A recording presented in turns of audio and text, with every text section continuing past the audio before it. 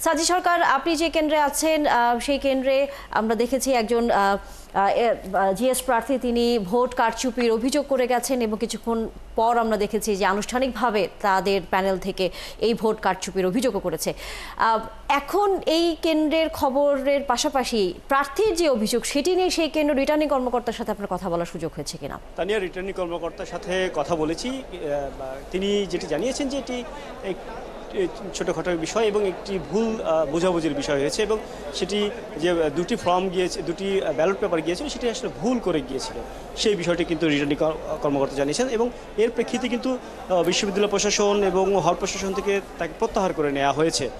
তবে এর পাশাপাশি আরেকটি বিষয় জানিয়ে রাখি, যেহেতু ইতিমধ্যে 12:30 বেজেছে এবং 12টা পর্যন্ত এই কার্জন হলের যে 3টি কেন্দ্র রয়েছে সেই 3টি কেন্দ্রের যদি আপনাকে হিসাব দেই সেই হিসাবটা আসলে অনেক আশাব্যঞ্জক।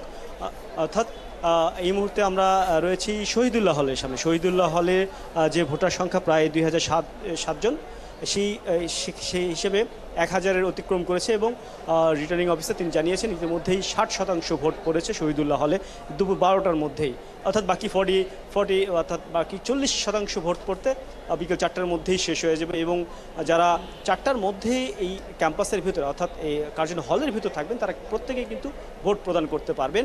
এবং যে আশঙ্কা ছিল যে একজন ভোটারকে হয়তো বা কমপক্ষে 8 থেকে 10 মিনিট সময় লাগতে পারে, কিন্তু সেই চিত্র আমরা দেখছি না। এবং কথাও বলেছি ভোটারদের সাথে, তারা যেটি বলেছেন যে সর্বোচ্চ 4 থেকে 5 মিনিট সময় লাগছে, কেননা তারা আগে থেকে কিন্তু মনস্থির করেই এসেছেন কে কাকে আসলে ভোট দেবেন। একই সাথে পাশে আরও দুটি হল, অমর একুশে হল এবং মুসলিম হল রয়েছে। মুসলিম হলেও একইভাবে প্রায় 50% উপরে ভোট পড়েছে এবং অমর একুশে হলেও 50% উপরে ভোট পড়েছে। অর্থাৎ এই অবস্থা, অর্থাৎ একই সাথে যে পরিবেশটা আপনি দেখছেন, এই উৎসবমুখর পরিবেশ, এটি কিন্তু আসলে অনেক দিন বাংলাদেশের মানুষ দেখেনি। ঢাকা বিশ্ববিদ্যালয়ের যারা শিক্ষার্থী তারাও দেখেন, তারা প্রত্যেকেই এই রোদ, প্রচণ্ড গরম, এর মধ্যে এই রোদ উপেক্ষা করে তারা কিন্তু এখনও লাইনে আছেন। তবে আমরা দেখছি যে আবহাওয়া একটু ব্যতিক্রম, অর্থাৎ বৃষ্টি নামছে, তবে তারপরেও যারা লাইনে ছিলেন তারা প্রত্যেকেই কিন্তু অপেক্ষা করছেন, তারা তাদের ভোট প্রদানের জন্য কিন্তু অপেক্ষা করেছেন।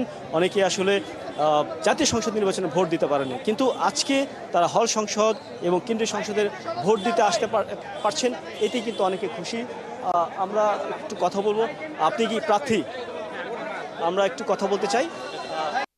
আমার মনে হয় যে অধিকাংশ ভোট শেষের দিকে, ভোট পর্যন্ত অধিকাংশ ভোট শেষ হয়ে গেছে, আর কিছু সংখ্যক ভোট হয়তো বাকি আছে, হয়তো এখন দেখা যাক 3টার মধ্যে হয়তো ভোট কেন্দ্রে সবাই চলে আসবে, হয়তো শেষ হয়ে যাবে 3টার মধ্যে। অনেকেই আশঙ্কা করছিলেন যে হয়তো বা শেষ করা সম্ভব না, যেমন আবহাওয়ার বৈরী আবহাওয়া আছে, কি মনে হয় আসলে শেষ হবে? না, এখন পর্যন্ত যে আবহাওয়া এখন পর্যন্ত ঠিক আছে। যদি বৃষ্টি হয় ভোট অধিকাংশ ভোট তো শেষ হয়ে গেছে, মোটামুটি 3টার মধ্যে যদি আবহাওয়া এই পর্যন্ত ভালো আছে এরকম থাকে, ইনশাল্লাহ শেষ হয়ে যাবে 3টার মধ্যে। ধন্যবাদ।